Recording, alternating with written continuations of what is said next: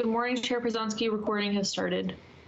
All right, good morning, everyone. I'm going to go ahead and open up the Senate Judiciary and Ballot Measure 110 Implementation Committee. I want to thank everyone for being here. We do have a pretty packed agenda today with both public hearings as well as some work sessions. We will be continuing from yesterday our public hearing on Senate Bill 189. But before we do that, we do need to go ahead and do the formalities of opening up and doing roll calls. So I'm going to go ahead and ask, I'm not sure who's going to be doing the roll call, but if you'll be so kind to give us the roll call, and colleagues, please just let us know how you're participating in today's meeting. Chair, this is Amrit. I'll be doing roll call today. I'll go ahead and get started. Thank you. Senator Dembro. Senator Dembro is here by video. Senator Gelser. Senator Gelser is here by video. Senator Hurd. Hurd here by phone. Senator Linthicum. Linthicum present by video. Senator Manning. Senator Manning present by video. Vice Chair Thatcher. Thatcher's here through the computer portal. Chair Przonski. Floyd Przonski, I'm here by video, and I think we have everyone accounted for, so thank you, members, for being here on time. We're going to go ahead and get started. What I wanted to do is just make certain we're on the same page for those who were attendant yesterday. We are limiting testimony for Senate Bill 189, which will be our first bill this morning, to 3 minutes, to be equitable to all the other members who were testifying yesterday, or I should say the public, on 187 and was scheduled for 189. With that, we'll go ahead and open up the public hearing on Senate Bill 189. And Shanna, if you can give us the overview, please, and then we'll go ahead and take the testimony of those who signed up yesterday, or I'm not sure, was this just to make certain for myself, if the, let's see, looks like it was only for the people that signed up yesterday based on the original public hearing. So Shanna, give us the overview, please. Certainly, Chair Przonski, members of the committee. Senate Bill 189 is the second of the two civil commitment bills that were up yesterday. Senate Bill 189 makes outpatient care a requirement for trial visits and specifies the specific conditions for trial visits. It requires trial visits to address the specific goals and objectives of the committed person and be developed with the full involvement of the person, and include a designation of a community mental health program or veterans facility at which the person will receive outpatient care, a provision for housing, a designation of a facility or other provider for medical care, assistance in obtaining benefits that would support stability during the trial visit, and advice concerning the execution of a declaration of mental health treatment, and if health treatment declaration, and if applicable, substance abuse treatment and relapse prevention services. You do have a -1 under consideration that would remove the requirement that the trial visit conditions include housing provision and replaces it instead with a requirement for assistance in obtaining information and resources related to available housing. And I believe you have 6 people signed up to testify today, and I believe most of them are here. All right, thank you. I actually see, looks like maybe a 7th one. We'll just go off the list that we have. The first person I'll ask is Judge Wilkie.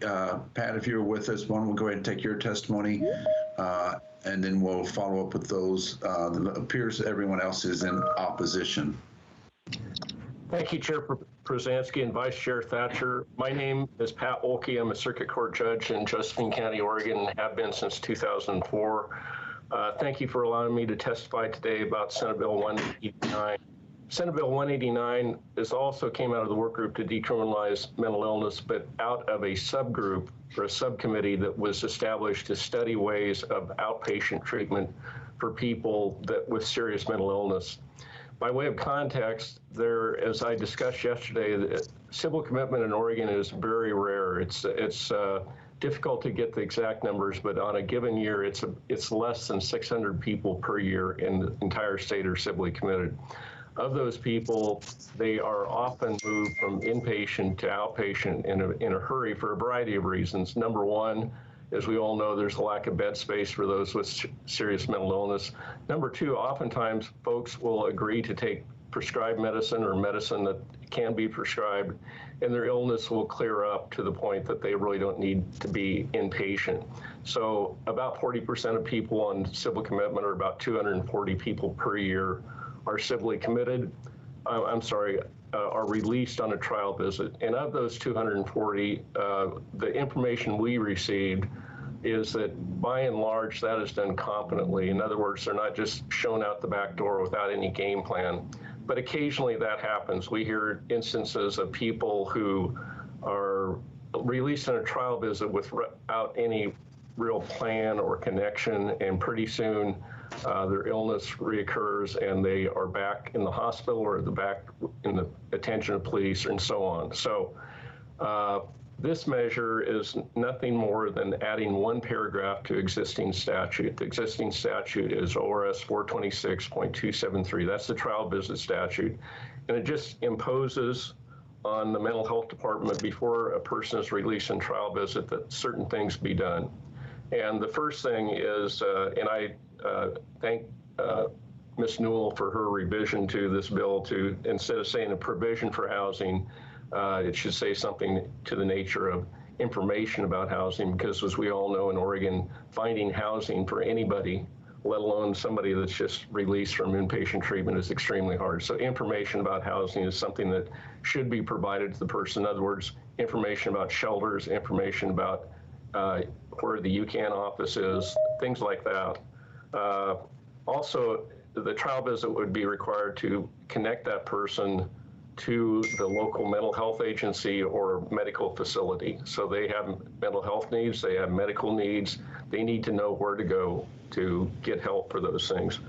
It would help them reapply or apply for benefits that they might be entitled to, such as SSI or the Oregon Health Plan that may be terminated, and substance abuse treatment if applicable, and information about a declaration for mental health treatment under ORS 127.702. Thank you very much for allowing me to testify.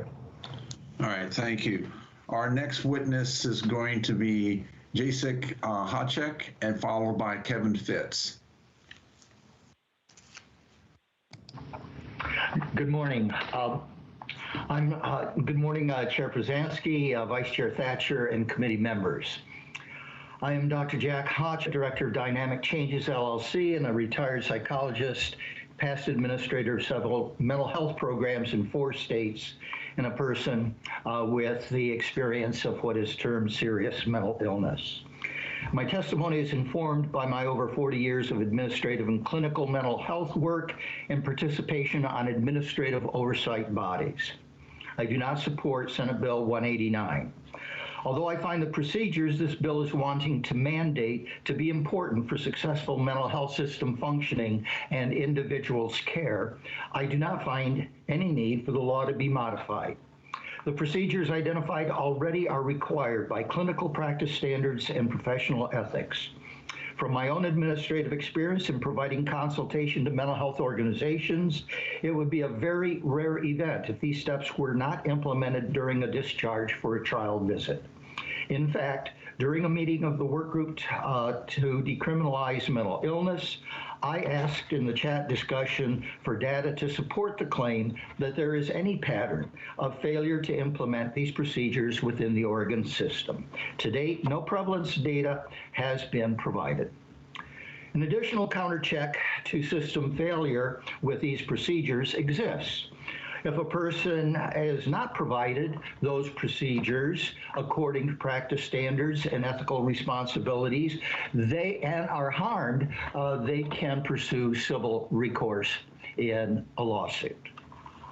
Additionally, my experience with laws and regulations has been that laws form the foundation and anchor for the statute, and regulations are more flexible and allow for easier modification as changes in circumstances require changes in procedures. Senate Bill 189 now places procedures into the less flexible law.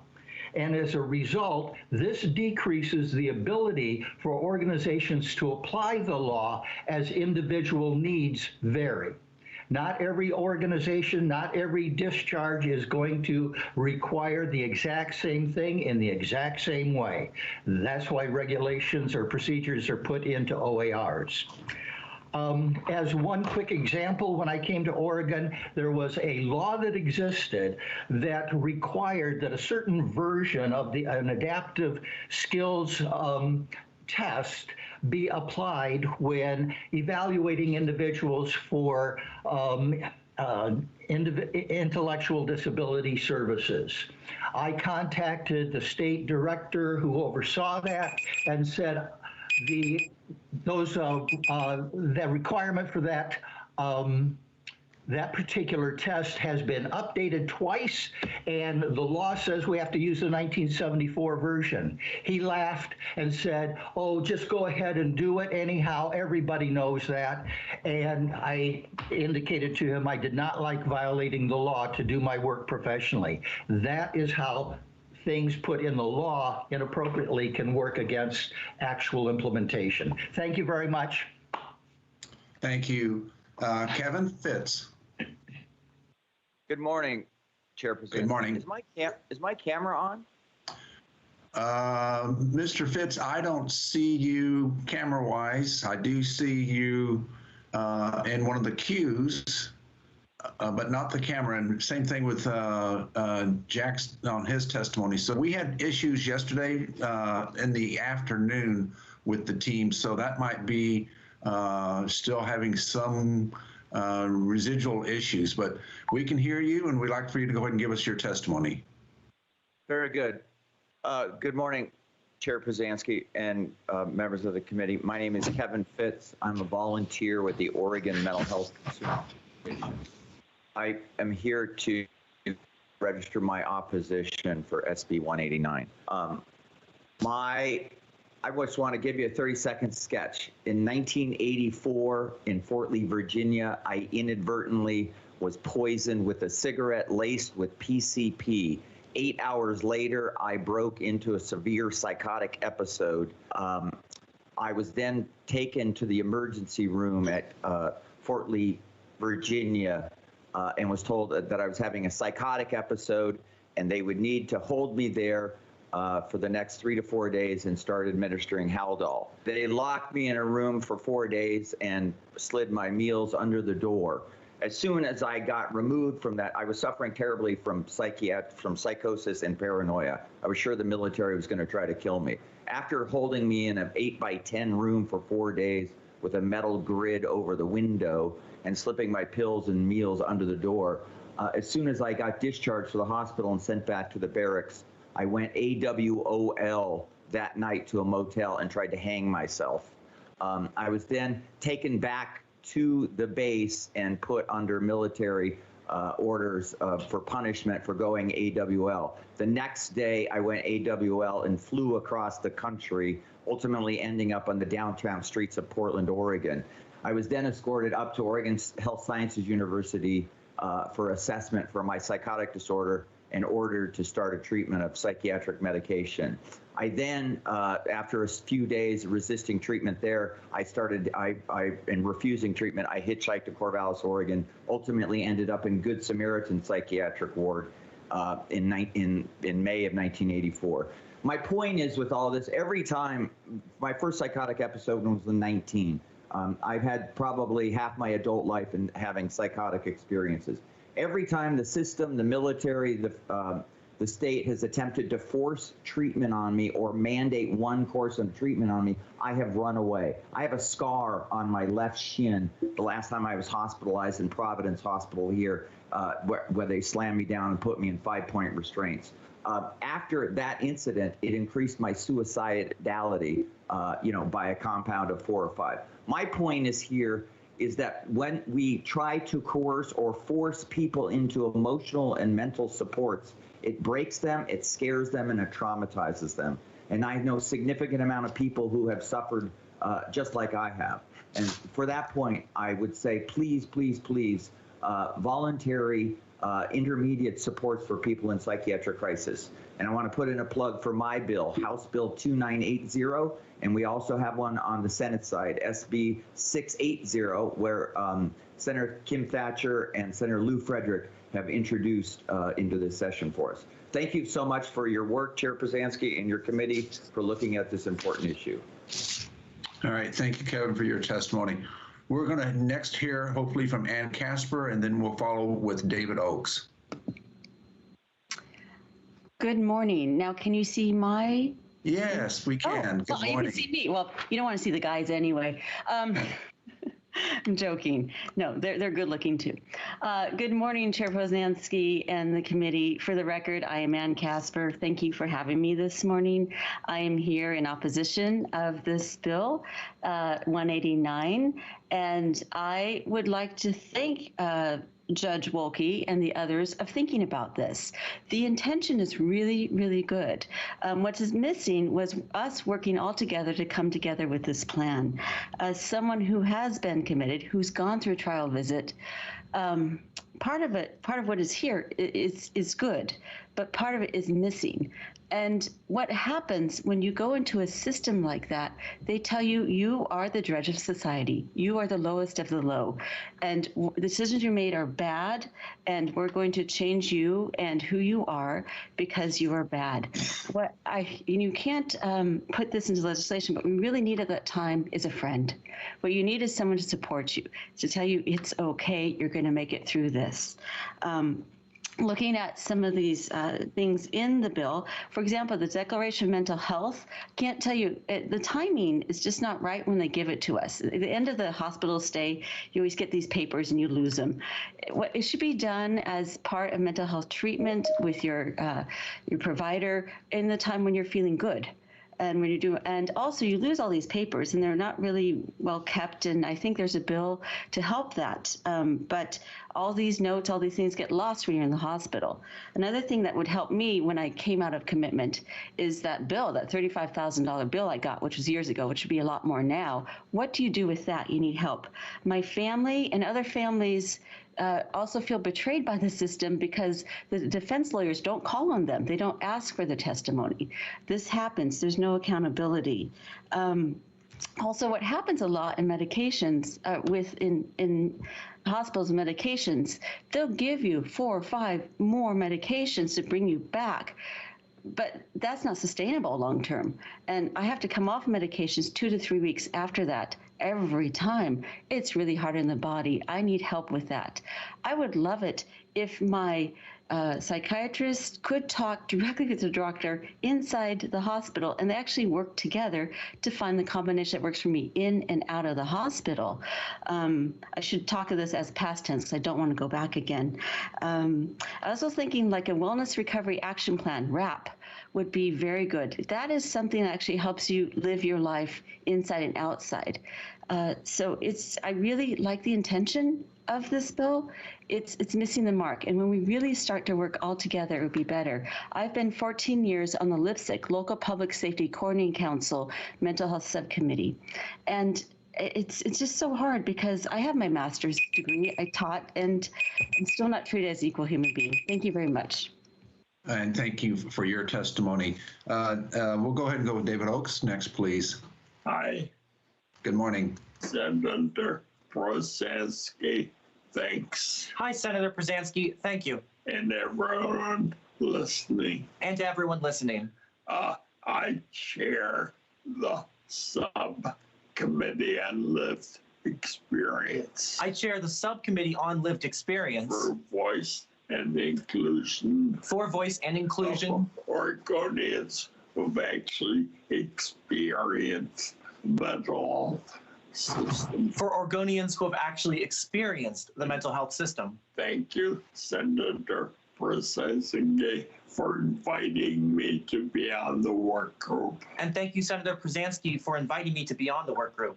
I would like to emphasize that our subcommittee absolutely opposes 189. I would like to emphasize that our subcommittee absolutely opposes 189. Also, the work group itself of 40. We never addressed 189. And also the work group itself, 40, we never addressed 189. And twice I emailed everybody. No one expressed support except Judge Wilkie. And twice I emailed everybody and nobody expressed support except Judge Wilkie. Please send a signal that our voices matter. Please send a signal that our voices matter. Oppose this bill. Oppose this bill? I started a consulting company to help get our voices out there. And I started a consulting company called Achu to help get our voices out there. And I would like to thank Shanna, who was very supportive. And I would like to thank Channa, who is very supportive. Note that her housing item is very revealing. And note that her housing item is very revealing. The fact is, people lack housing. The fact is, people lack housing. If anything, a judge should be able to mandate more housing. If anything, a judge should be able to mandate more housing. We had a death a few blocks from where I live of Ivory McEwen. We had a death a few blocks from where we live of Ivory McEwen. Less than 2 months ago. Less than 2 months ago. Homeless. Homeless? She needed programs like Housing First. She needed programs like Housing First. Which just opened here in Eugene. Which just opened here in Eugene. More than 50 units that do not evict you. More than 50 units that do not evict you.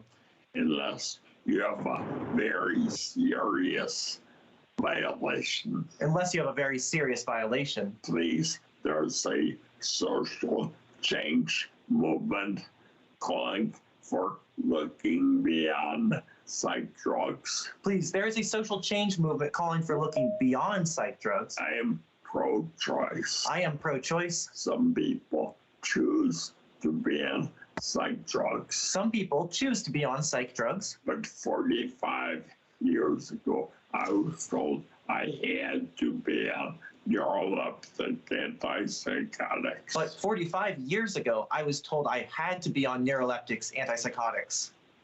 We tend to die about 30 years earlier because of being on such heavy drugs. We tend to die about 30 years earlier because of being on such heavy drugs. I know Judge Wilkie has seen people he's like turned them from being animals to human with psych drugs. And I know that Judge Wilkie has seen that said that he's seen people turn from being animals to being human with psych drugs. But what about the long term? But what about the long term? 10 years, 20 years, 30 years. 10, 20, 30 years? We need more than psych drugs. We need more than just psych drugs. We need peer support. We need peer support. We need to hear from Oregonians who've been there. We need to hear from Oregonians who have been there. Portland has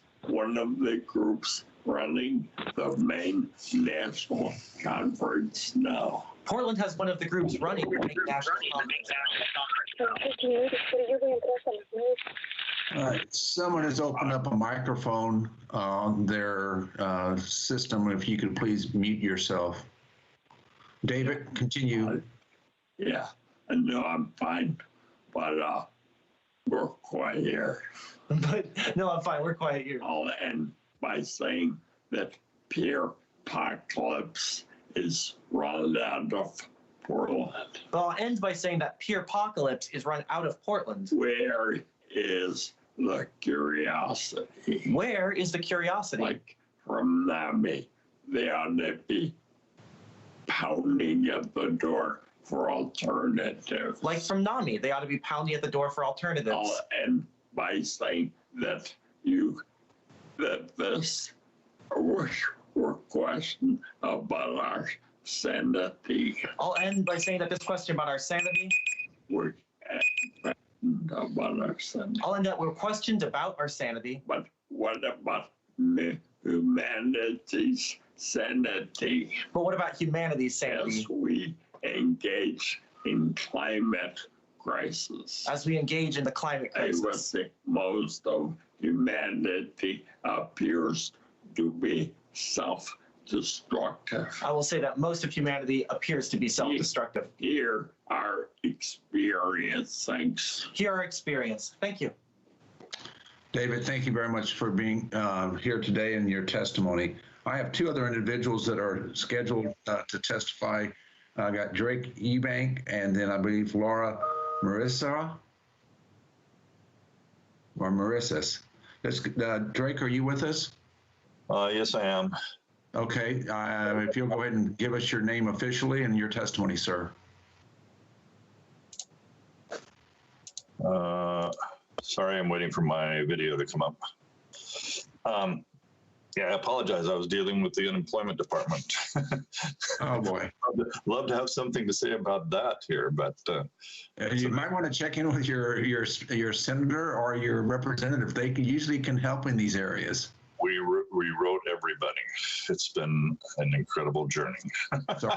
Sorry to hear that. When you're ready. Thank you. Just briefly, I'm opposed to this bill. And it's not. David, just for the record, could you go ahead and give us your name, please? Oh, I'm sorry. R. Drake Eubank. I'm from Eugene. I'm a QMHA, have a small consultancy. I work in mental health and have done so since the late 90s. The things I would like to bring up about, first of all, David made a very good point about the way the bill was brought up. You have people from Harvard. You have PhD level psychologists. You have people with years of experience on your voice subcommittee. And all those people unanimously have kind of been shut out of the process. Their very particularized objections have been brought forward and just kind of gone nowhere. As David said, we would appreciate it at least being acknowledged, if nothing else, or figuring out exactly where this came from, because to us, it looks a lot like the bill is a service to, there is an industry lobbyist, is what we term an industry lobbyist, from the Treatment Advocacy Center, which is funded by the Stanley Foundation, which mostly does research and pays for research on medical model and drug-based interventions. And we've mentioned this before, but a lot of the programs that come in to support AOT, which this kind of feeds into, the trial visits, are pushed by this lobbying element. Anyways, but that aside, the fact that you're making the trial visits mandatory takes flexibility out of the hands of the local community mental health authorities. And those folks are the ones that are on the ground dealing with the problems these people have on a day-to-day basis. And to tie their hands and essentially make it a mandated service that nobody has any choice in participating in is really against both the principles that most of us live by in the consumer movement, as well as not really being as effective. And you're creating a system that has more control. You're trying to say that you're going to decriminalize things, but you're actually exerting more control than the criminal justice system does, even on its parolees. So, and it also includes the biological control of people, but if you're going to be forcibly drugging them or mandating drugging in the community. So we would just hope that you consider the trajectory that this thing resides on. And if you're going to make laws, increase the supports at least in equal parts to the amount of mandated treatment you're going to put into the system. You're going to have a big expense as well, and I mentioned this before. I will submit a document that also speaks to stigma and staff. It's found that there's stigma in the staff, that the enforcement of mandates, I'll finish really quickly, the enforcement of mandates is raised under things like ACT and AOT. You have the prejudice in the society actually feeds into the staff use of force rather than being therapeutically appropriate. Thank you. Great, thank you. So Laura, are you with us today? She was not available yesterday, so I'm just not sure if she wasn't able to join us again today.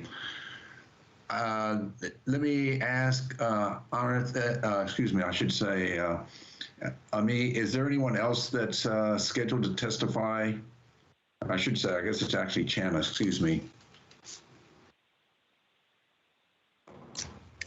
No, Chair, there's no one else to testify on this. Okay, just wanted to reconfirm. So with that, we're going to go ahead and close our public hearing on Senate Bill 189. I want to thank everyone who testified today. I apologize that we did not have enough time yesterday to take up both of the bills, but we wanted to make certain everyone had an opportunity to be heard, and they were different enough that we felt that it should be individual hearings instead of having a joint hearing, since the subject matter was a little bit different from each other. So with that, we will close the Senate Bill 189 public hearing. We're going to go ahead and open up our next public hearing is Senate Bill 483. Amit, I see that you're our point. If you'll give us the overview, and then we'll start with our Senator Taylor to preview the bill. Sure, Chair. Senate Bill 483 creates a rebuttable presumption that prohibited retaliation or discrimination has occurred if within 60 days of an employee or prospective employee engaging in protected activities, the employer bars or discharges that employee or prospective employee from employment or otherwise discriminates against that person. Protected activities include opposing any legally forbidden practice, making any related complaint, or participating in a proceeding related to that complaint, or in good faith reporting an assault involving healthcare services. If the employer bars or discharges that employee or otherwise discriminates against that person more than 60 days after the person engaged in protected activity, there is no presumption, and the employee or prospective employee must prove that a violation occurred. Declares emergency effective on passage. There's also a -1 amendment on OLIS, which sets evidentiary standard for rebutting the presumption that prohibited retaliation occurred at a preponderance of the evidence. States that when an employer bars or discharges that employee or prospective employee from employment or otherwise discriminates against that person beyond 60 days from the employee engaging in protected activities, this act does not modify current case law relating to the analysis of proximity of time between a protected action and an adverse employment action. All right, thank you. We'll start with Senator Taylor's testimony. I know that she's been waiting. She has probably other duties to take care of. Senator Taylor, are you with us? I am, Chair Posanski. All right, when you're ready. Okay, thank you. Chair Posanski, Vice Chair Thatcher, members of the committee, thank you for having me here today. I'm State Senator Kathleen Taylor, representing Inner Southeast Portland, District 21. I am here today in support of Senate Bill 483. This past year, safety concerns in the workplace have been exacerbated because of COVID-19. The Oregon Occupational Safety and Health Agency, or OSHA, received approximately 20,000 complaints about working conditions in 2020. To put it in perspective, in a normal year, they receive about 2,000 complaints. To make matters worse, many workers hesitate to speak up about safety concerns because they are afraid of retaliation, and in many instances, they are right. During the 2020 interim, as the former chair of Labor and Business Committee here in the Senate, a worker shared with the committee her experience raised the need for adequate PPE to protect herself from infectious substances, and as a result, she was fired. Under current statute, if a worker is retaliated against and files a complaint or lawsuit, it is up to the employer's intent was to prove, it is up to the worker to prove that the employer's intent was retaliatory. This is an unfair burden to place on workers. Senate Bill 483 will make it the employer's responsibility to prove that the reason for their action against an employee was not retaliatory. During the pandemic, many workers have been forced to make difficult choices and take unnecessary risks at work. I would like to create a culture in Oregon where all workers can feel safe and supported when voicing their concerns in the workplace. We can help workers by passing Senate Bill 483. And to just be clear, I wanted to thank Ami for also reading into the record about the -1 amendment. And I am supportive of the -1 amendment, just to go ahead and make certain that that's on the record. Chair Posanski, Vice Chair Thatcher, members of the committee, I urge your support for Senate Bill 483. And Chair Posanski, again, Vice Chair Thatcher, obviously there are others after me who will be testifying. And so we have a group here. to make certain we have folks available to answer more technical questions. I know that Ami knows this bill inside and out, though. Okay, thank you. All right, thank you. Let's go ahead, and I have Jess. And Jess, I would try to pronounce your last names, but I apologize. I would be really not doing justice there. So Jess, are you with us? I am, Chair Przanski, thank you. Chair Przanski, Vice Chair Thatcher, members of the committee, my name is Jess Genatino Viatoro, and I'm the Political Director at the Oregon AFL-CIO. Thanks for the opportunity to testify today in support of Senate Bill 483. As Senator Taylor shared with you, workers across the state have voiced tens of thousands and more safety and health-related complaints this year than any typical year. And those concerns aren't always easy to raise, and sometimes some employers take retaliatory actions against a worker when they do. Senate Bill 483 with the -1 would ensure safer working conditions by providing for additional protections against safety and health-related retaliation. According to the National Employment Law Project, approximately 1 in 5 workers stated that stronger protections against retaliation would make it easier for them to speak up about their concerns on the job. Also, according to the same survey that's on the record, 1 in 8 workers has experienced possible retaliatory actions by their employers when they raise safety and health concerns during the pandemic. Black workers are more than twice as likely as white workers to have seen possible retaliation by their employer. These statistics don't reflect safe workplaces, especially for historically and marginalized workers. Unfortunately, we don't have state-specific data for retaliation complaints, as BOLI doesn't currently request race-related data on the complaints that they receive that are not race discrimination. But we have no reason to believe that Oregon is immune to these disproportionate impacts. Senate Bill 483 with the -1 creates a rebuttable presumption of retaliation when an employer takes an adverse employment action, so that could be firing, demotion, taking hours away from a worker, after they raise a safety and health concern. The presumption only applies for 60 days. Presumptions of retaliation, though not an Oregon statute, are common in other states' worker protection laws, such as Texas, Arizona, New Jersey, and California. They all have rebuttable presumptions in their state and local laws. Some of them apply to wage and hour, and some of them apply to safety and health.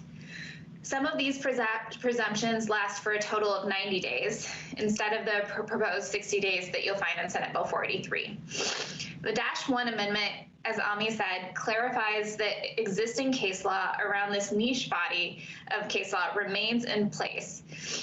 So essentially, after the 60 days, a worker could still prove retaliation. This law does not change that fact. And then I just want to elevate for the committee too, that there's a forthcoming -2 at the request of the DOJ. They stated that the bill could benefit from an applicability clause, so just making clear to litigants and workers and employers when the presumption takes effect.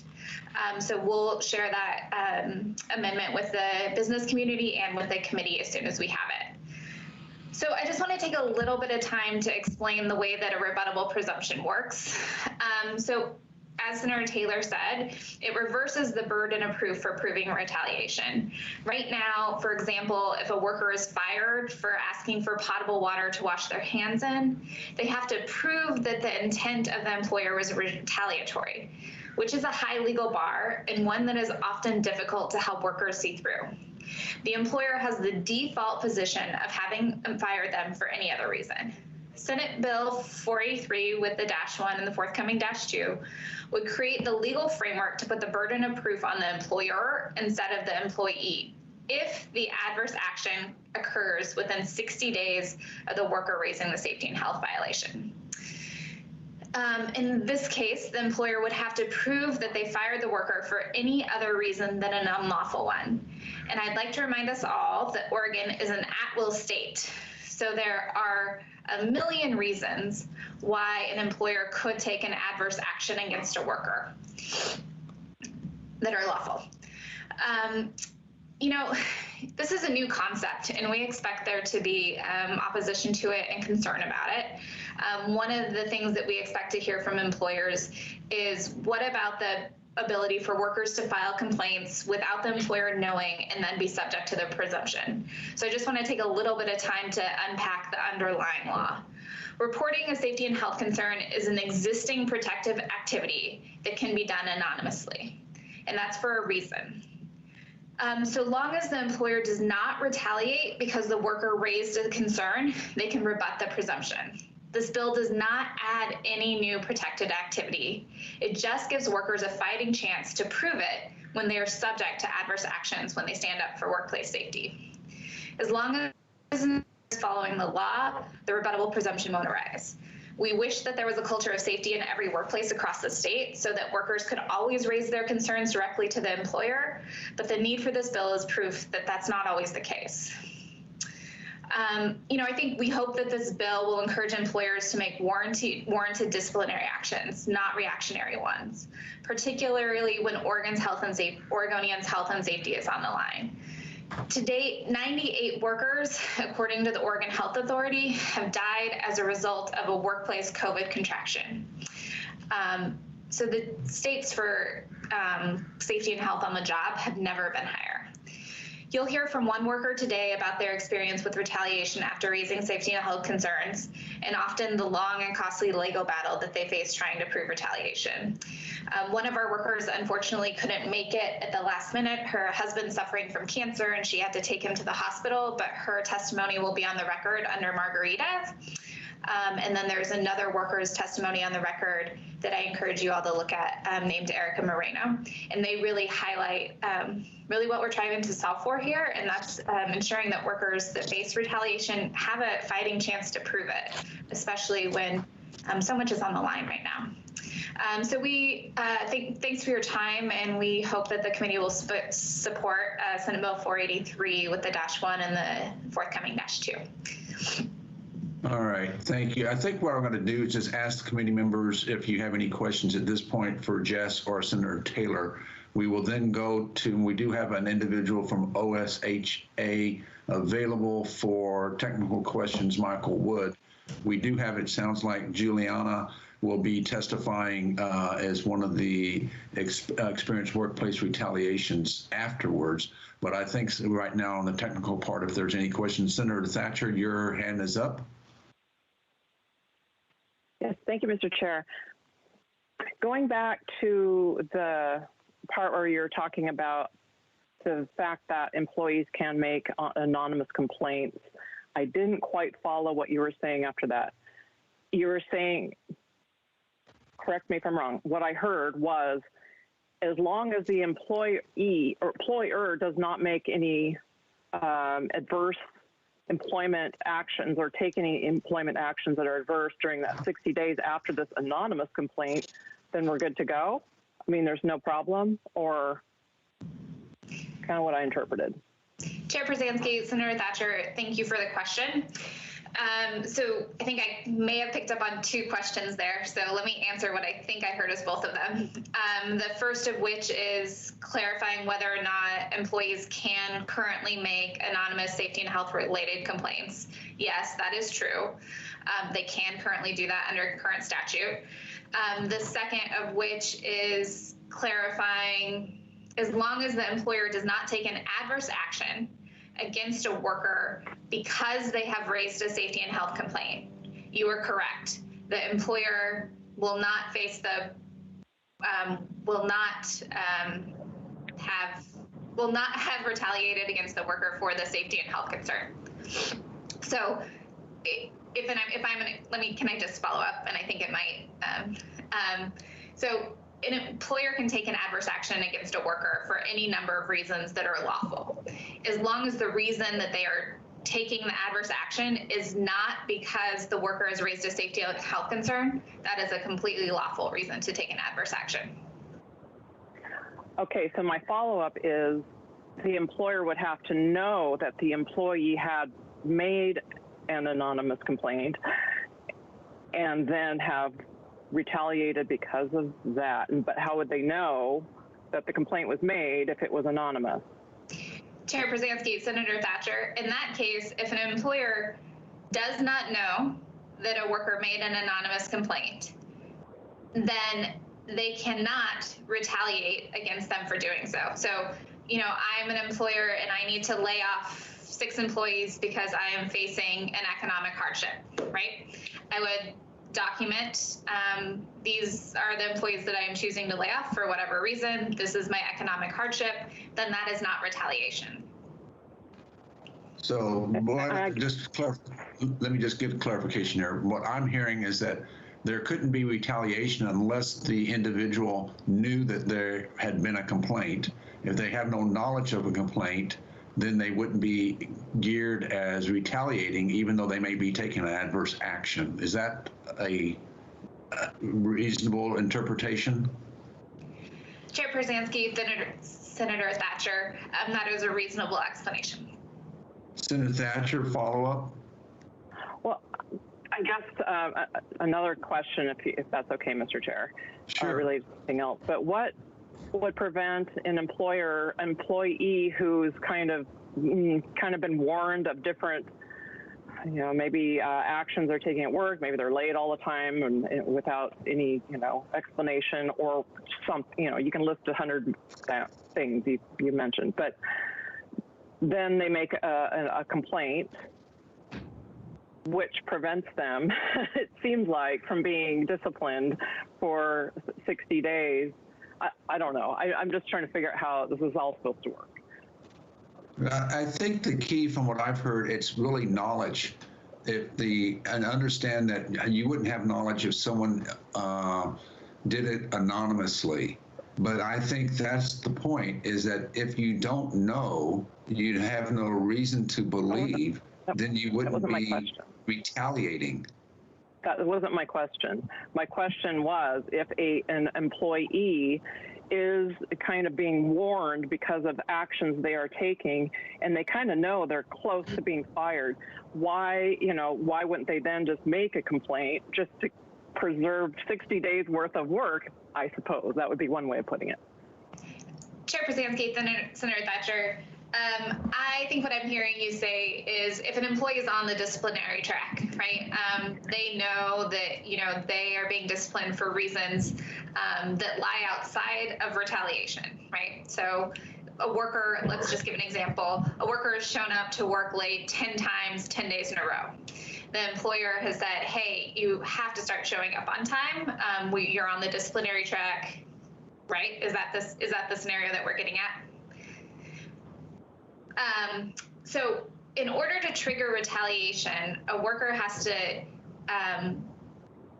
have a reasonable case to believe that their safety and health has been violated. So the statutes that are pointed to in Senate Bill 483 are the Oregon Safe Employment Act. So you can't have an act of retaliation that isn't first triggered by a worker accessing protected activity. So if the employer is following the Safe Employment Act, then there can be no retaliation. So I think in the scenario that you're laying out, a worker just isn't, you know, following whatever guidelines the employer has, and they're also following the Safe Employment Act. There can then be no retaliation. Okay, and then the reverse of that, Mr. Chair, if I can follow one more, this is my last one, I swear. If they make the complaint, the employer is aware, but then a disciplinary, you know, something outside of that comes up, how would then an employer prove that it's not because they knew that the employee made a complaint about safety and health? Chair Przansky, Senator Thatcher, you are an employer. I assume that you document why you're taking disciplinary actions against workers. And all that this bill would do is worker makes founded safety and health complaint, right? So I think that that's where we all need to be grounded. It actually has to be a founded complaint of the Safe Employment Act under current statute. And then, you know, they're on the disciplinary track for a legitimate reason, and a worker takes an employer takes an adverse action against them. In the event that a worker filed a retaliation case, the employer simply has to say, I took action against this worker because they did X act that was in violation of the company's policies, and that's it. This is for this is, sorry, just a clarification. This is for after a complaint's made, and then, like maybe a week or two later, maybe they were using drugs or something on the job, and which I guess is legal now, but anyway, they are then, after making the complaint, had, done something that is against policy or whatever. You're saying that it needs to be carefully documented. So I'm just saying that there's a lot of really small businesses out there that don't have an HR department per se, and they're just, I'm just wondering how these really small businesses would be able to actually make all these, documentation, all this proof, all this preponderance of the evidence and all that, to say that this is not the reason that they were fired. Right. Or Senator Taylor, affected. Senator Taylor, did you want to interject in here? Thank you. Thank you, Chair Pruzansky, Vice Chair Thatcher. So what I think is interesting is that the questions that Senator Thatcher raised are the very things that I've worked with Jess through all this. That's why she was answering in such the detail she was, because I think that it is common sense, logical to question the questions that Senator Thatcher are raising. I think are logical questions. And so I worked through that with Jess in the development of the bill, which we worked at prior to the session starting. And so if a person in this example that Jess laid out, I'll just use that because that's the one that's already been used instead of creating another one, of that if you've been late for 10 days in a row, okay, then and an employer, yes, I mean, as with all workplace things, I mean, there needs to be some sort of evidence. We already have that in existing law, right? So, I mean, she, in that example, then if they filed and said that there was, there were no masks available or something like that, or there was, there was no soap for washing your hand or something like that, then the person could, because they were late for 10 days, those are the circumstances, and the employer could say, look, this person was on the disciplinary track and they're being fired because they were late for 10 days. They're not being fired because they filed the complaint. Now, we had to come down somewhere, and that's where we ended up coming down, because there are going to be situations in the scenarios that I thought I heard you saying, Senator Thatcher, about where a person was on a disciplinary track, and we want to make certain that we're kind of taking care of both preserving an employers, because we are an employer at will state. They need, and if a person is late for 10 days in a row, that it would be potentially grounds for termination. But at the same time, we want to have people feel that they can file a complaint that it's an unsafe workplace, especially during COVID. So the idea here with this 60 days and the anonymous and et cetera is all built in to try to do this careful balance between the two. I just wanted to, for whatever it's worth, I asked the exact same line of questions that Senator Thatcher asked, and I think they're logical questions for what it's worth to the committee. Thank you. All right. I have Senator Lithicum, unless Senator Thatcher, did you have any other, your hand still up, so I wasn't sure. Senator Lithicum. Thank you, Mr. Chair. Jess, I'm curious with regard to the numbers. Senator Thatcher and yourself both referred to tens of thousands or 20,000 more specifically of examples of this.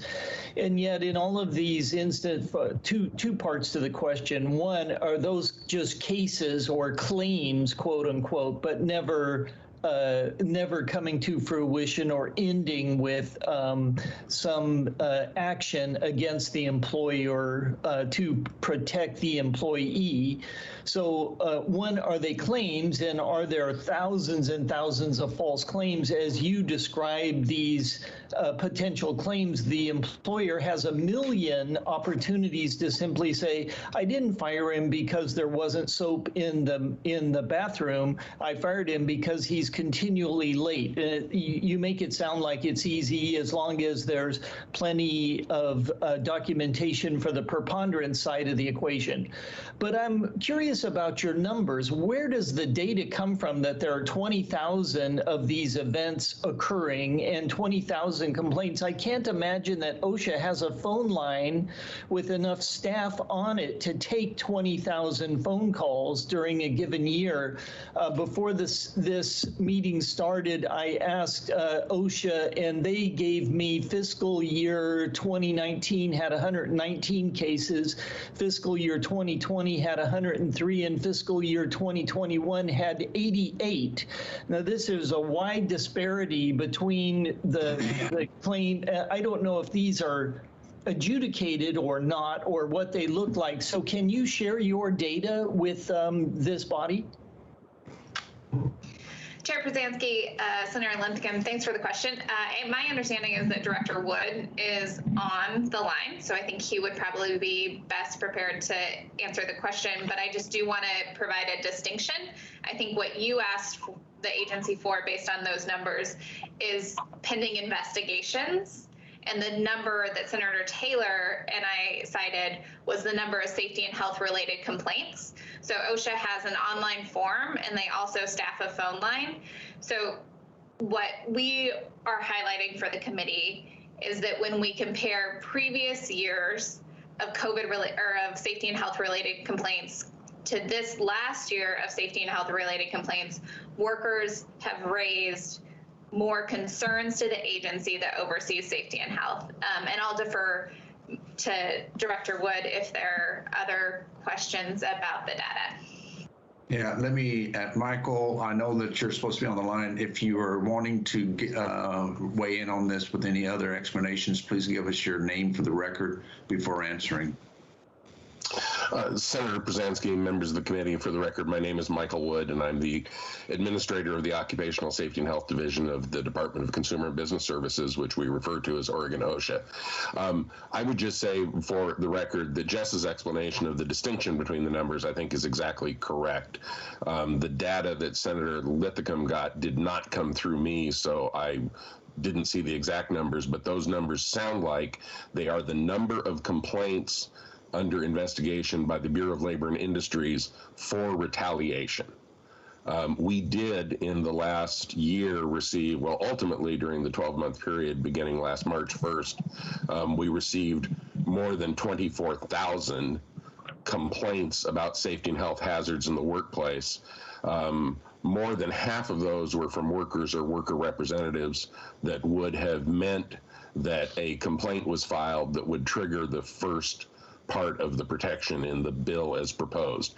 But the numbers of retaliation complaints that are ultimately filed are much smaller than the number of workplace safety and health complaints that are filed, largely because in most cases the question of discrimination doesn't come up. I would also note that although most of those complaints, the vast majority of those complaints, did not result in citation, that doesn't mean that they were invalid or unfounded or filed in poor faith.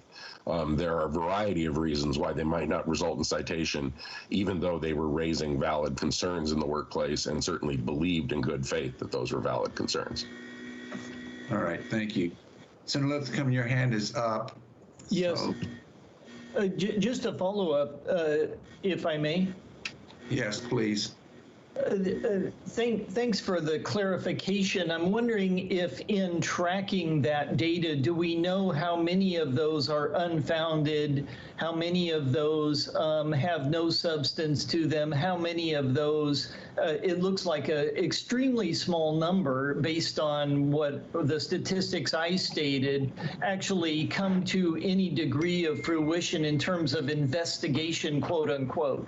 So, it sounds like this is a great big chunk of bureaucratic machinery to try and clean up a couple of soap dishes in restrooms, and I don't see that employers are out of line or OSHA out of line either. They're simply investigating and following through and looking for to protect the health and safety of employees.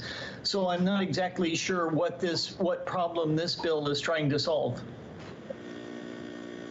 All right, let's see. First of all, I don't think that's really a question for Mr. Wood because that seems more of an advocate type issue.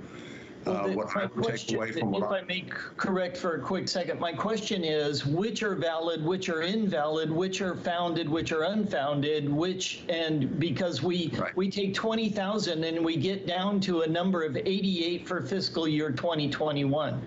And Senator Lithicum, what I would take away from what I heard Director Wood say is that many of those others may not reach the point of where they're pending investigation. They may do a visit and then maybe call it a corrective action and saying, hey, you need to put more soap out there without any other litigation or any other investigation and such. Mr. Wood, if you have that information available now, it would be great. If you don't have it, please don't guess at that. What I refer is that you provide us with whatever documentation your company, your department would have. Chair Presidency, Senator Lithicum, thank you for the question. I need to clarify that there are actually two different subsets. We do have information on how many of the 24,000 complaints to us resulted in an inspection and resulted in a citation.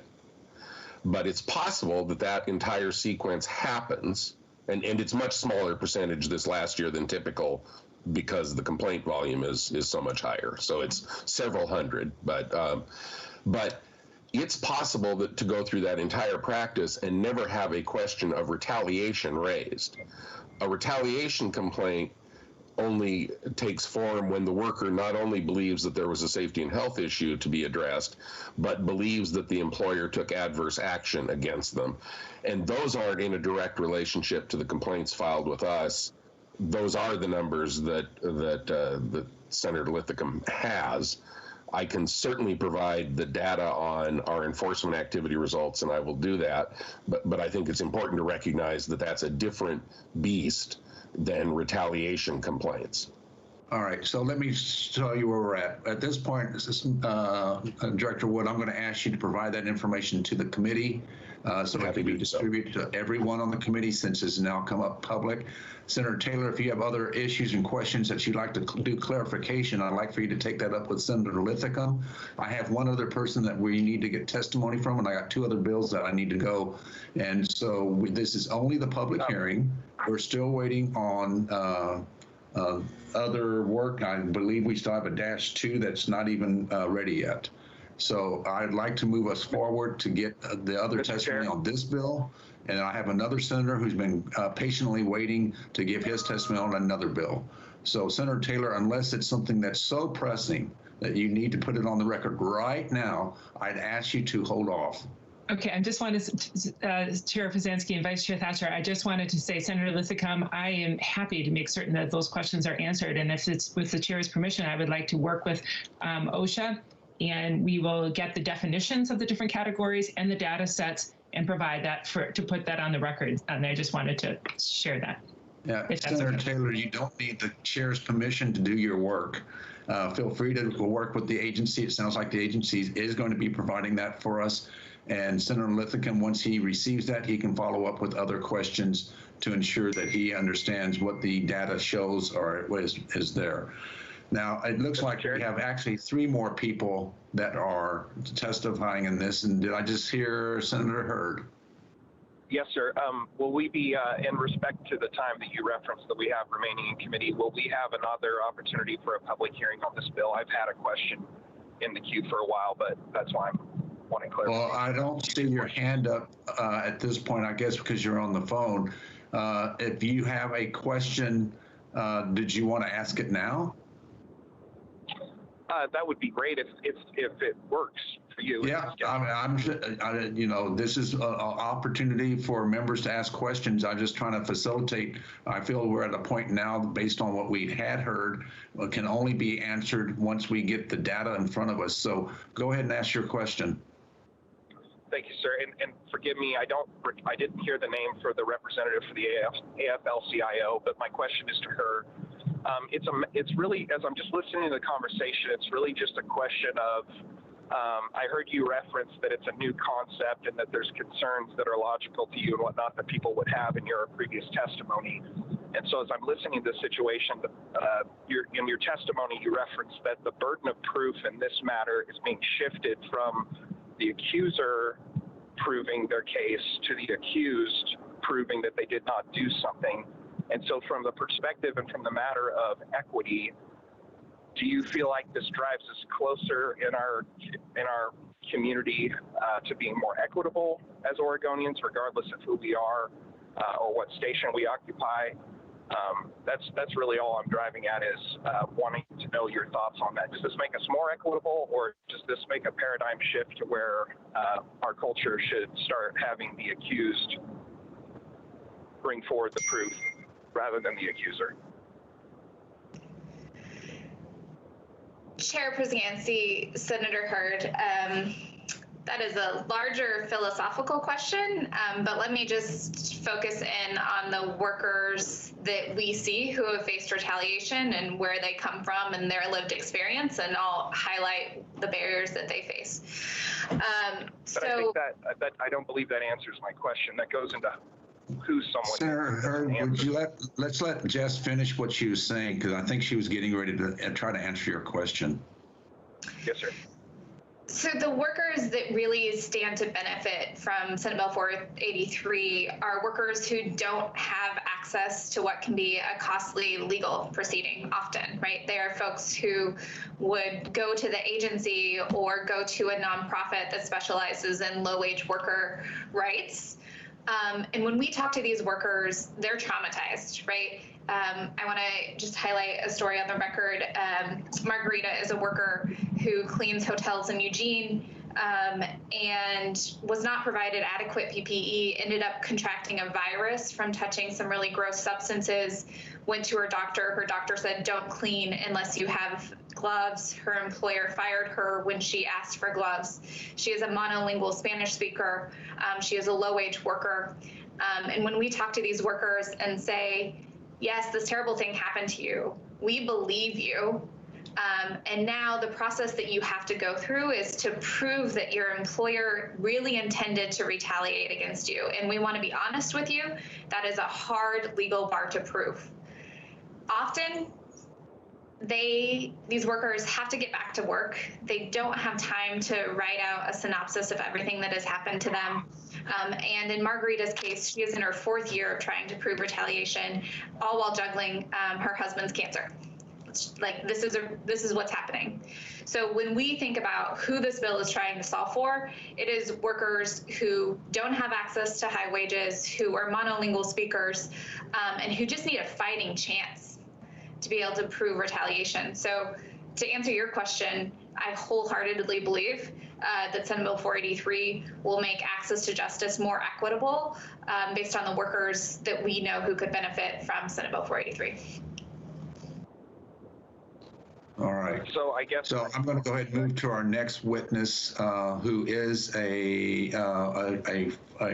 experienced workplace retaliation individual, Juliana, and that is Juliana is going to have a translator, I believe, by Paul Ricci.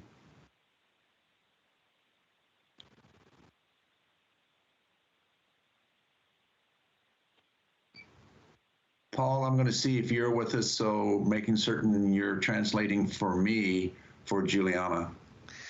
Good morning, Senator, Chair Pogansky, Vice Chair Thatcher. This is Paul Reek. I am an interpreter, and I'm prepared to respond.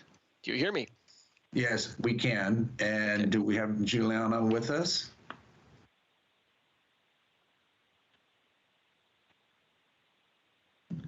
Paul, can you maybe ask for Juliana in Spanish? That might make it easier. Doña Juliana, ¿está presente usted? ¿No se encuentra? And Chair, if she's with us by phone, she may have to dial *6 to unmute. *6.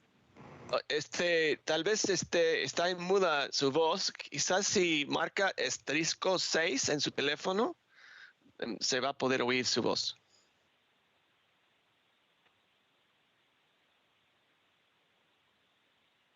¿Sí? All right, what we're going to do is we're going to see if we can't get a better connection and such with her. I have. You said star. I think you said asterisk. Can you say star? That might translate. Oh, I'm sorry. You were right. Perdón, no es asterisco, es estrella 6. A ver, intenta con eso. Sí. See, great. All right, so Paul, if you could please ask Juliana to give her name for the record, and then I will need you to testify, to interpret as she testifies.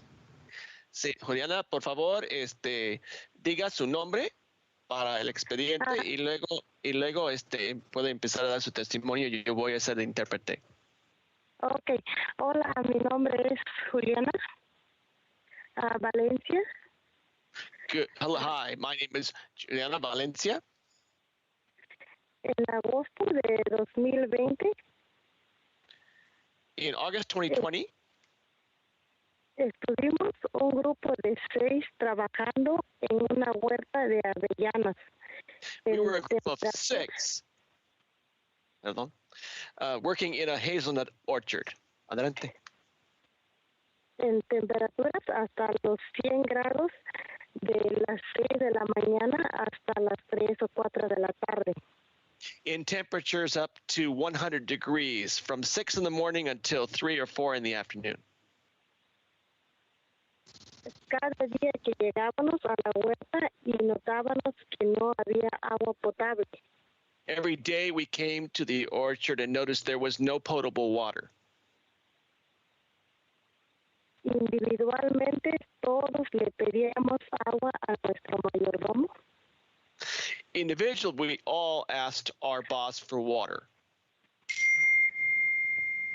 Cada día el mayordomo nos humillaba por negarnos el agua y burlarse de nosotros por pedir.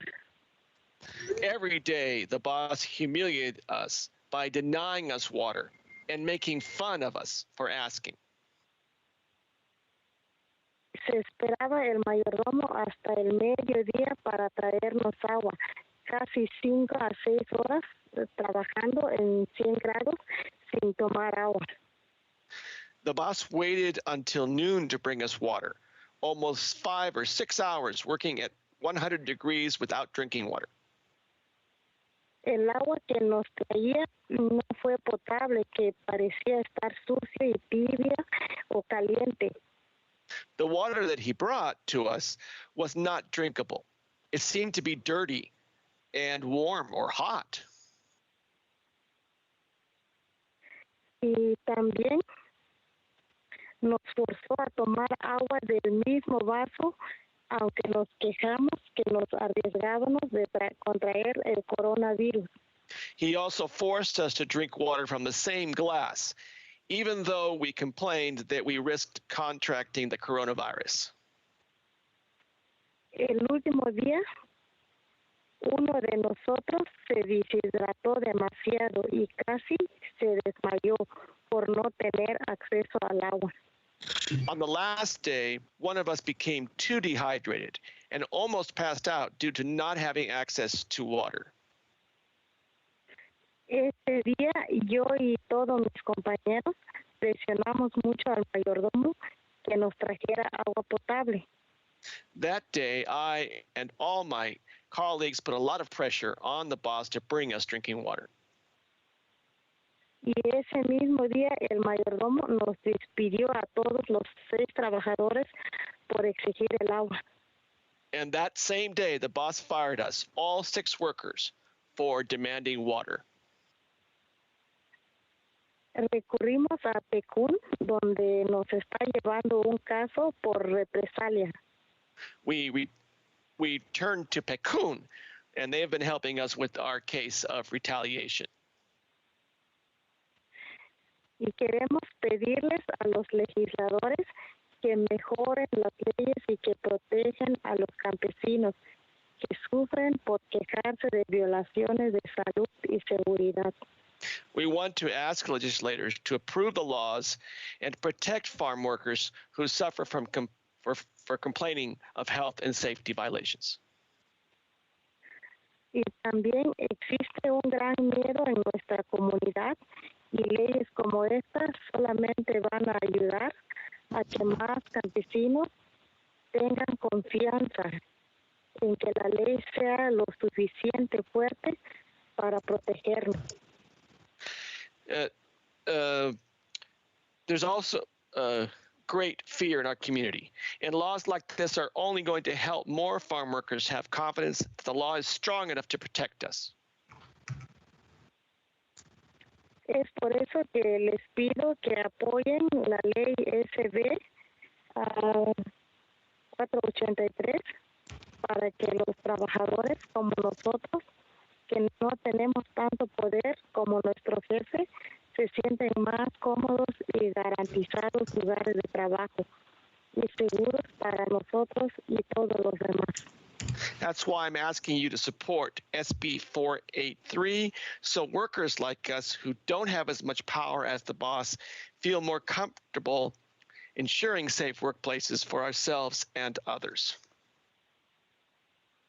Right. Paul, thank you. That's all I have to say.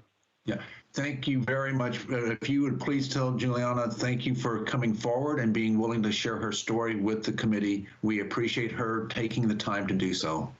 Muchas gracias, Juliana, por salir a hablar y dar su testimonio ante el comité. Le agradecemos mucho por tomar su tiempo para hacerlo.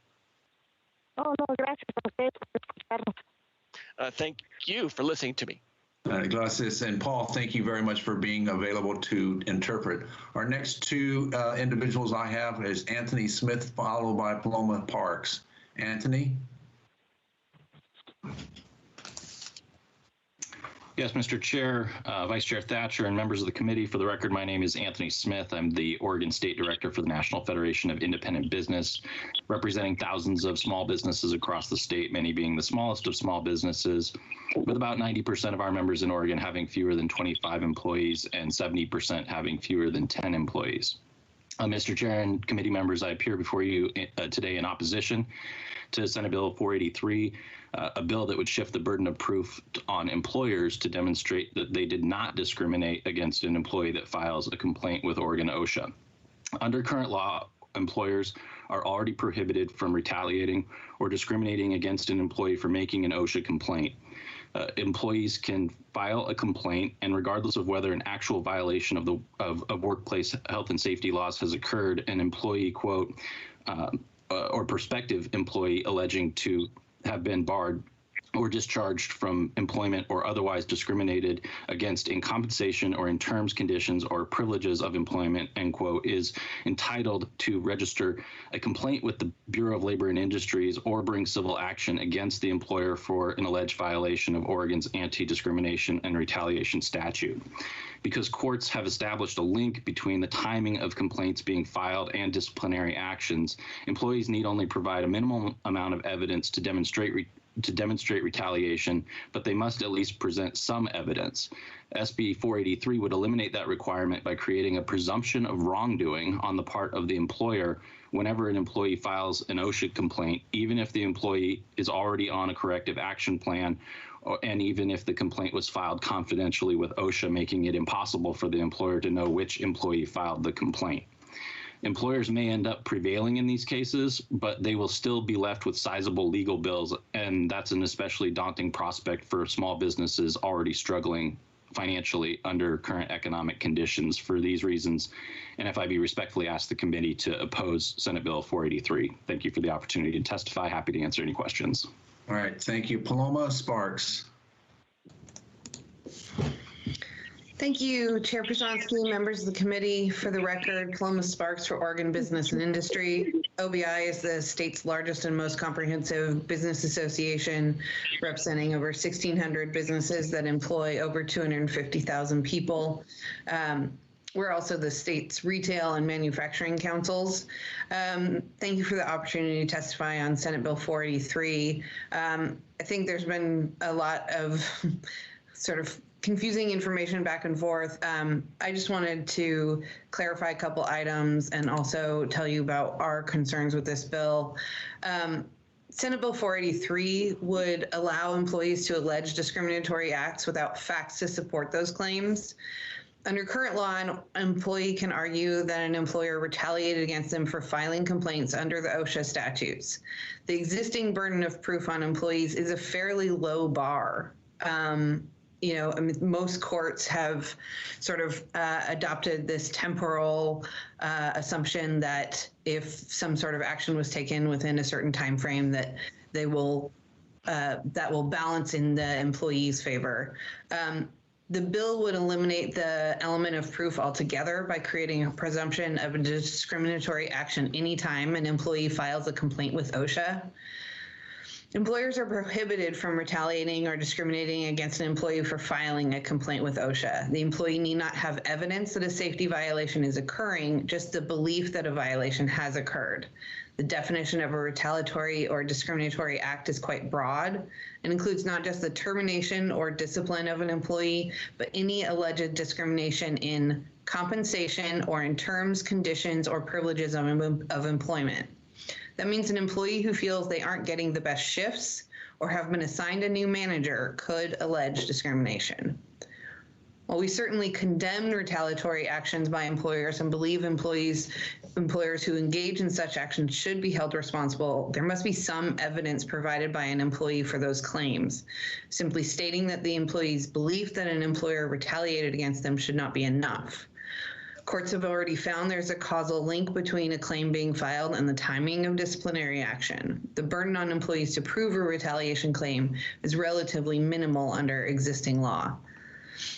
This bill only provides that the employee must have filed a safety-related complaint. The complaint itself need not be supported by evidence of an actual safety issue.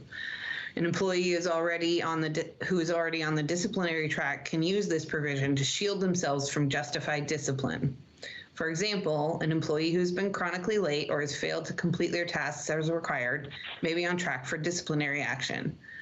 This bill gives them a way to prevent the employer from taking reasonable action that would benefit the workplace as a whole by using the shield of presumption of retaliation. While the employer may ultimately succeed in defending against such a claim, that will only occur after they have expended a great deal of time and attorney fees. This while the employee can obtain legal representation at no out-of-pocket expense. We're further troubled by the reality that existing law provides the option for employees to file anonymous complaints to OSHA. How can an employer be presumed to have retaliated when they may not have known that the employee filed a complaint with the agency? And on that piece, I'd like to sort of return to some of the conversation that I already had. So with the way this presumption is written, the employer, even if there's an anonymous complaint and the employer never knew who filed a complaint, would still have to prove that they didn't know and that their action was not retaliatory under the way the bill is written. So they wouldn't be able to just not, the presumption would still apply. The employer would just have to prove a negative. They'd have to prove that they didn't know that the employee filed a complaint. That seems really problematic to us. And we have some pretty significant concerns. And I will note that the way that the presumption is written, all the employee needs to do is file a complaint. It doesn't have to be supported by any sort of evidence or anything like that. All right. So employers are constantly defending against these frivolous claims, and businesses of all sorts have been unsupported by law, and employees have clear methods for bringing claims of retaliation. Employees should be expected to meet the existing low burden of proof required in existing law before an employer is deemed to have acted in violation of the law. I think there's also... I need you to summarize. It seems like you're giving us the same point 3 or 4 times. Okay. I just wanted also to revisit, I think there's been a lot of confusion around the different complaints. So there are OSHA complaints that were filed during the pandemic, and a lot of those complaints came from customers, came from workers, came from business competitors, and then there are complaints that are filed with BOLI for retaliation. Those are different numbers. There were a lot of complaints filed with OSHA. There were not that many complaints filed with BOLI. So thank you for your time and your consideration. All right, thank you. That concludes the witnesses on Senate Bill 483. Close that public hearing. We'll open up a public hearing on Senate Bill 528. Ami?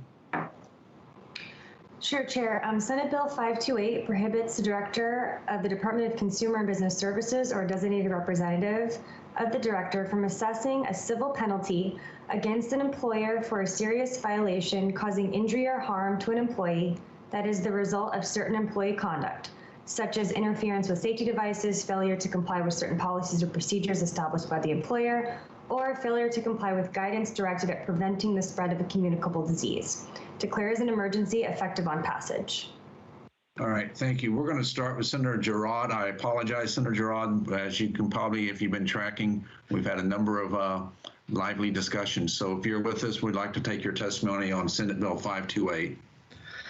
Thank you, Chair Przansky. My name is Senator Fred Girard. I represent Senate District 9, rural Clackamas, Marion, and Lynn counties. Senate Bill 528 is a very simple bill. It just prohibits the Director of the Department of Consumer and Business Services or designee from assessing civil penalties against employer in certain circumstances. It's a clarification bill. I ask for your consideration of this bill, and I will defer all questions to the lobbyists of the two major employers that are going to be speaking to this bill, Farm Bureau and OBI. That's my testimony. It's very quick, and I'll pass it on from there. All right, thank you. The first person we're going to be hearing from is Samantha Baer. Chair Przansky, members of the committee, can you guys hear and see me? I can do both, yes. Excellent, thank you. Thank you for the opportunity to provide comments in support of SB 528. For the record, my name is Samantha Baer and I am Policy Counsel for the Oregon Farm Bureau. I also want to note that we have on the line, though he's not signed up to talk, is our General Counsel, Tim Bernasek. He's in private practice and is here to answer any legal questions that I cannot. But by way of background, the Farm Bureau is the state's largest agricultural trade association, representing nearly 7,000 farm and ranch families across the state. OFE's members are proud to employ thousands of individuals in rural Oregon and take the health, safety, and well-being of workers very seriously. Throughout the course of the pandemic, Oregon's agricultural operators have been resolute in keeping our food supply secure and work sites safe during COVID-19. Farmers and agribusinesses have invested millions of dollars to upgrade in-field sanitation, transportation, and employer-provided housing to mitigate the spread of COVID-19. Our industry has partnered with community-based organizations to assist our employees and provide them with testing and vaccinations. We are highly regulated businesses and are being inspected under Oregon OSHA's COVID-19 rules, new local emphasis program, industry-specific policies and playbooks from the Oregon Health Authority, and the governor's executive orders. Unfortunately, employers can only mitigate the spread of COVID-19 while employees are at work. And it is outside of an employer's control if an employee does not follow public health guidance or rules or fails to do so while on the clock but out of sight of management. There is nothing an employer can do to prevent an outbreak if employees are contracting viruses in their off hours, refusing to be tested or wear masks, coming to work knowing they have been exposed to COVID-19 or actually have COVID-19, or not following the precautions set in place to reduce workplace exposure. Yet employers are still on the hook for violations assessed by Oregon OSHA, even if the violation is a direct result of an employee's misconduct. I want to say, in contrast to the story you heard earlier from Ms. Juliana, where compliance with the law rests solely on the employer to make sure that safety equipment, potable water, and their work site is safe and workplace safety equipment is available, there are rules where compliance actually rests on the actions of an employee. However, the only individuals who can face an enforcement action or an administrative fine is the employer. As an example, if an agricultural housing provider does do everything they can to comply with new rules, but during a surprise investigation, it is found that an employee takes off their masks, aren't social distancing, or rearranged beds in the middle of the night in violation of Oregon OSHA's COVID-19 rules, the employer would still be assessed the penalty for non-compliance. This style of regulation forces employers to be omnipresent and creates almost a strict liability enforcement regime that is unfair to the employers and managers who are actually doing their best to comply with the law. Moreover, Oregon OSHA is currently proposing to eliminate what's known as the common law rogue employee or employee fault defense through current administrative rules. These rules are under consideration right now.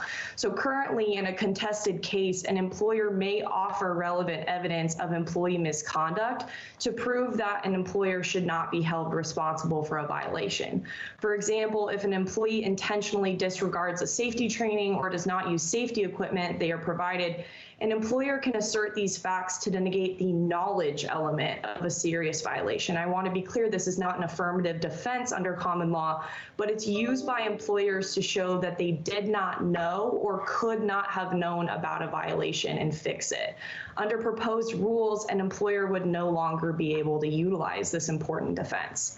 SB 528 would preserve what's called the rogue employee defense and prevent Oregon OSHA from assessing civil penalties against employers for violations that result in employees' failure to follow health and safety rules, public health guidelines, or an employer safety policy.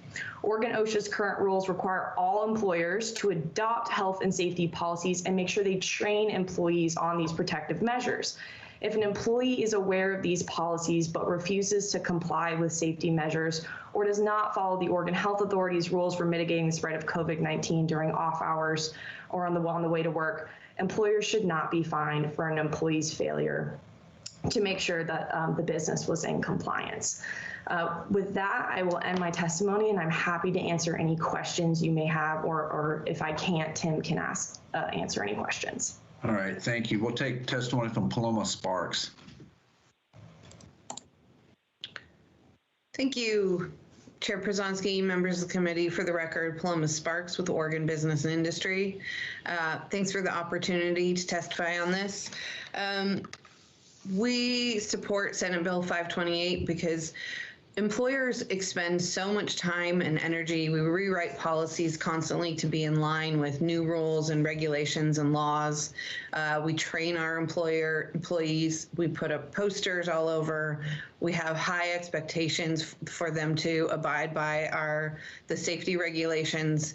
And in part, employers are motivated to do that, to make sure just that our workplaces are safe, but also to protect ourselves from potential liability or civil penalties from an agency enforcement.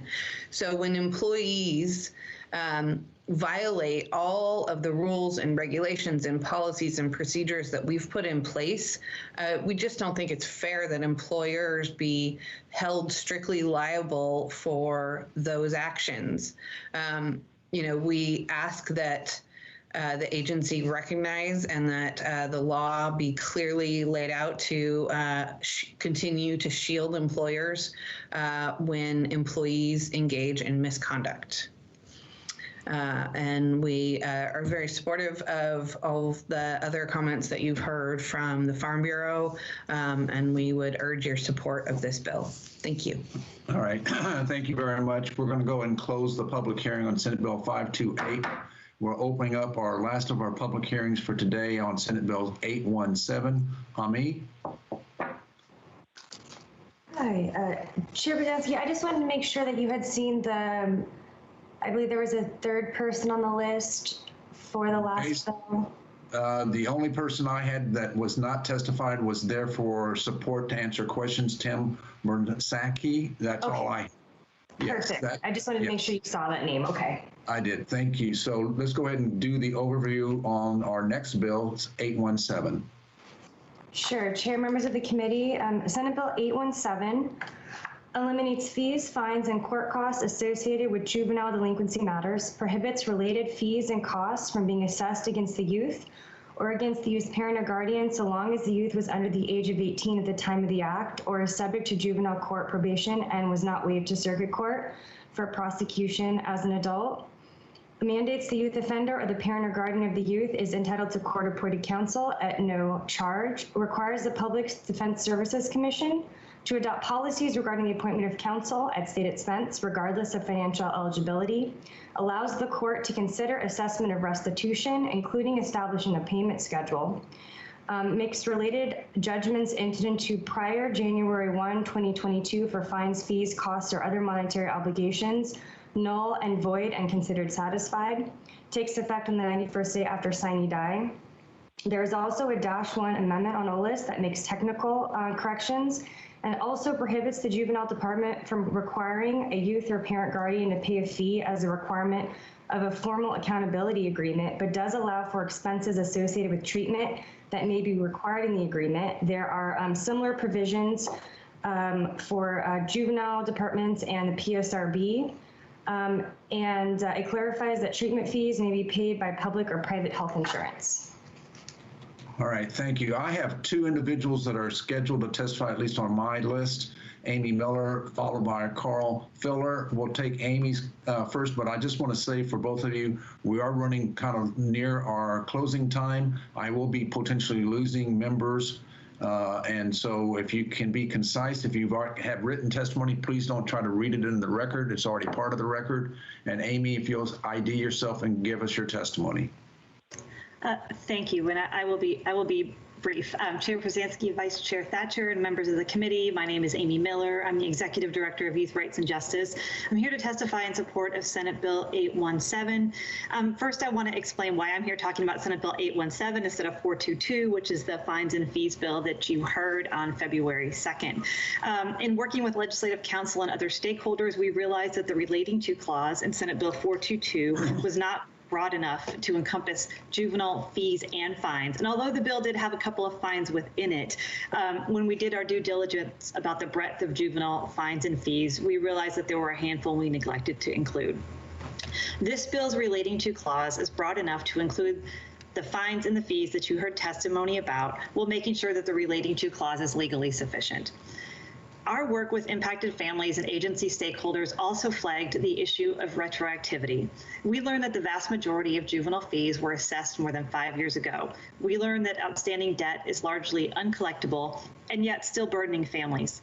Given the administrative burden and limited utility, we added a retroactivity clause, and we appreciate the technical assistance of OJD in developing language that made sense. I do want to take a moment to explain the -1 amendment. The amendment does several things. You heard Ami articulate those quite well. It eliminates or corrects 3 sections that were outside the scope of the bill. It eliminates the section that allows courts to vacate existing orders because now we've applied this retroactivity clause. It brings equity by ensuring both the victim as well as the youth are able to access their court hearing transcripts at no cost. And it responds to concerns raised about the fiscal impact, primarily by the Juvenile Department directors and OHA. The initial language prohibited the court from allowing parents to pay for substance abuse evaluation and treatment in MIP cases, and it prevented the court from permitting parents to pay for treatment as part of a youth probation or formal accountability agreement. It was our intent to make sure that if families have resources to pay for treatment and services, whether with insurance or out of pocket, that they're able to do so. It was not our intention to require the Juvenile Departments, OHA, or other agencies to pick up these costs. In summary, if families have the ability to pay for services, they can. We've been working really closely with stakeholders since August. And as we continue to do that, we learned from the Juvenile Department directors that the -1 may need a small technical tweak to ensure that the bill meets that intent, that families with resources are able to pay for not only treatment, but services. This is a minor fix that can be addressed in ways and means, and we'll be working closely with the Juvenile Department to make sure the amendment language reflects our shared intent. Third, I want to thank Representative Solomon, Senator Manning, and Senator Przanski for their assistance. Our goal with this bill is to eliminate juvenile administrative fees and fines. You've heard at length about the harm that fees and fines cause to youth and families and how they generate little to no net revenue. This bill will allow youth to focus on the priority of earning money to pay restitution to victims. It will permit families to continue to financially support youth in obtaining treatment and eliminates the harmful effects of administrative fees and fines. Last, in response to the questions you asked during the hearing on Senate Bill 422, we've prepared a packet that includes a Q&A, information on cost data and disproportionality, and a one-page document that shows all of the different types of sanctions available to the juvenile court as accountability measures. All of those materials are in OLIS and available for your review. Thank you. All right, Carl Filler. Yes, hi. Thank you, Chair Przanski, Vice Chair Thatcher, and members of the committee. Thanks again for the opportunity to testify today. For the record, I'm Carl Filler with the Justice Action Network. The Justice Action Network is the nation's largest bipartisan criminal justice reform organization. We are testifying in support of Senate Bill 817 with listed amendments, a bill that makes the juvenile justice system fair, our community safer, and saves Oregonians money. In the interest of brevity, this bill is similar to SB 422, and my testimony from that bill applies as well. We in our bipartisan network are strongly in support of this bill, which will eliminate the counterproductive practice of levying fines and fees on children and their families in delinquency proceedings, over 90% of which involve indigent families. Oregon spends more money to collect juvenile fees and fines than it gathers, and as research has found that higher debt loads to be correlated with higher rates of recidivism, Oregon is now paying for more crime. This bill also applies to children and families currently trying to get by with court debt. It does not impact restitution, so victims would still need to be repaid, but the significant court debt for both fines and fees is a burden on families and children that keeps them from fully rejoining society. This bill would eliminate that uncollected debt that is likely never to be collected. I want to thank you again for your support of this common sense legislation supported by our bipartisan network. Thank you. All right, Carl, thank you very much. We're going to go ahead and close the public hearing on Senate Bill 817. And we're going to go ahead and move into our work sessions. I believe we have 3 that we were looking at. One of them may not be ready because of financials. I will open up the first one that I believe is ready to go. And this is on Senate Bill 204 work session. And Ami, if you can give us an overview and include the -1 explanation. Sure, Chair. Senate Bill 204 adds the definition of criminal justice agency, citizen review bodies designated by a law enforcement agency and performing duties related to investigating allegations of officer misconduct or reviewing police policies and practices. There's a -1 that removes language regarding citizen review bodies and replaces it with civilian oversight agencies or review bodies designated by a municipality or law enforcement agency and performing duties related to investigating allegations of officer misconduct or reviewing police policies and practices. All right, thank you. Senator Thatcher, do you have a motion regarding the -1s for Senate Bill 204? Yes, trying to get to the unmute button. Chair Przanski, I move to adopt the -1 amendments dated 3/5/21 for Senate Bill 204. Senator Thatcher moves for the adoption of the -1 amendments to Senate Bill 204 that are dated March 5th, 2021. Any discussion regarding the -1 amendments? Let's go ahead and take a vote on the adoption of the -1 amendments for Senate Bill 204. Senator Dembro. Senator Dembro votes aye. Senator Gelser. Senator Gelser votes aye. Senator Hurd. Because the people are not being allowed into their Capitol building, Hurd votes no. Senator Linthicum. Senator Linthicum votes no. Senator Manning. Manning votes aye. Vice Chair Thatcher. Thatcher votes no. Chair Przanski. Chair Przanski votes aye. Motion carries. The -1s are now part of Senate Bill 204. Senator Thatcher, do you have a subsequent motion? I do, Mr. Chair. I move Senate Bill 204 as amended to the floor with a due pass recommendation.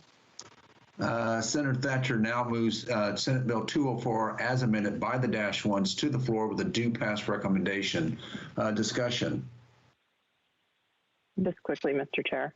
Yes, go ahead, Senator Thatcher. I like this bill, but I will be voting no for the reasons stated so many times before. All right. Any other comments? Not seeing any.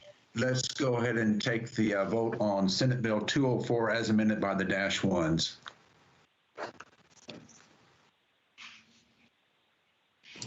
Senator Dembro. Senator Dembro votes aye. Senator Gelser. Senator Gelser votes aye. Senator Hurd. For reasons previously stated, Hurd votes no. Senator Linthicum. Senator Linthicum votes no. Senator Manning. Vice Chair Thatcher. Manning votes aye. Thatcher Vice votes Chair no. Thatcher. Okay, Chair Przonski. Chair Przonski votes aye. Motion carries. The bill is on its way to the floor with a do pass recommendation as amended. And let's have Senator Dembro. I'm going to ask you to carry this bill since it's out of Portland. And we'll close the work session on Senate Bill 204. And we will go to our next work session. This is on Senate Bill 621. Ami? Chair, members of the committee, Senate Bill 621 was heard by the committee on March 9th and allows for provisions of a city charter or ordinance that relate to the establishment of a local community oversight board created to oversee disciplinary matters concerning law enforcement officers to remain valid if the measure was referred to voters on or after July 1, 2020, and a majority of the votes were in favor. All right. Senator Thatcher, do you have a motion? I do, Mr. Chair. I move Senate Bill 621 to the floor with a do pass recommendation. Senator Thatcher now moves Senate Bill 621 to the floor with a do pass recommendation. Open for discussion? Yeah. Senator Thatcher? Yeah, Mr. Chair, I still have questions as to whether this applies to the current bargaining going on up in Portland with the police there. What I would state is that whatever agreement is currently in effect would have to play out to its end. In other words, no matter what this legislation, if it passed, it would not have any impact on the current contract. I believe it would take a issue as to if the current contract is in effect when the bill was passed and goes into effect, then any subsequent contract would in fact be under the purview of the bill once it was signed into law. But if they completed negotiations and entered into a new contract for a period of time in the future, it is the chair's understanding that the bill would not have any direct impact on the then existing contract that is in effect and would be in force until it was expired or the parties mutually agreed to reopen the contract for additional discussions. Okay, just for clarification, I heard you refer to current contracts and then future contracts, but not the negotiations in between. And that's where I had my question. But I guess in the sense of someone having a bill that's potentially one that is before us right now, as to how it impacts their collective bargaining that they're currently in, I don't know what merit it would have, because the issue would be not what impact does the bill have while they're pending collective bargaining. It's what impact would it have on the collective bargaining agreement. So I could see, I guess, if someone thought, oh, this bill's going to pass, then we need to do something really quick. Or someone saying, well, let's see how this bill, if it makes it through, so we're going to delay. I mean, I guess you can have those type of impacts, but actual impact of the bill itself on current contracts, as we heard in the testimony, would not occur because the contract would still be enforced based on it being entered into previously. Does that help? I'll have to go back and slowly listen to your words later. Thank you. Okay. All right. Any other discussion? Let's go ahead and call the vote on the bill that's before us, 621, as to the motion was the due pass to the floor. Senator Dembro. Dembro votes aye. Senator Gelser. Gelser votes aye. Senator Hurd. For reasons previously stated, Hurd votes no. Senator Linthicum. Linthicum votes no. Senator Manning. Manning votes aye. Vice Chair Thatcher. Thatcher votes no. Chair Przanski. Chair votes aye. Motion passes. We'll assign Senator Frederick to carry this bill as the chief sponsor. So I am now going to, I guess, ask our team here. I believe that we had a wait or a hold on the next one, which was 575, waiting for stuff coming out of fiscal. Do we have a fiscal at this point? We do, Chair. The fiscal has come in. I just requested it to be posted. Based on the fiscal, the script is going to suggest that this bill add a sub-referral to Ways and Means. All right, so let me make certain. One, we have a fiscal. Because of the fiscal, there's now a request that it go to Ways and Means, or is that, I thought that was already built into, it is built in. So Senator Thatcher, if you can give us a motion on the -1 amendments. Yeah, I just put my computer away. So I'll just, it was a -1, Mr. Chair, I move the -1 amendments to Senate Bill 575. Senator Thatcher moves the -1 amendments dated 2/2/21 into Senate Bill 575. Is there any discussion? Let's go ahead and take a roll call on that vote for the adoption of the -1s into Senate Bill 621. No, yes. No, 575, excuse me. Senator Dembro. Dembro votes aye. Senator Gelser. Senator Gelser votes aye. Senator Hurd. For reasons previously stated, Hurd votes no. Senator Linthicum. Linthicum votes no. Senator Manning. Manning votes aye. Vice Chair Thatcher. Thatcher's voting no for now. Chair Przanski. Przanski votes aye. Motion carries, and at this point, the -1s are in Senate Bill 575. Senator Thatcher, if you have a motion to send Senate Bill 575 to the Ways and Means Committee. Okay, Mr. Chair, I move 575 as amended with the -1 amendments to the floor with the due pass recommendation with the subsequent referral to Ways and Means. I hope I said that right. Yes, you did. Senator Thatcher now moves Senate Bill 575 as amended by the -1s to the floor with the due pass recommendation, and that the bill be referred to the Joint Committee on Ways and Means. Is there any discussion? All right, let's go ahead and do a roll call vote for the motion that's before us. Senator Dembro. Senator Dembro votes aye. Senator Gelser. Senator Gelser votes aye. Senator Hurd. For reasons previously stated, Hurd votes no. Senator Linthicum. Linthicum votes no. Senator Manning. Senator Manning is aye. Vice Chair Thatcher. Thatcher's no for now.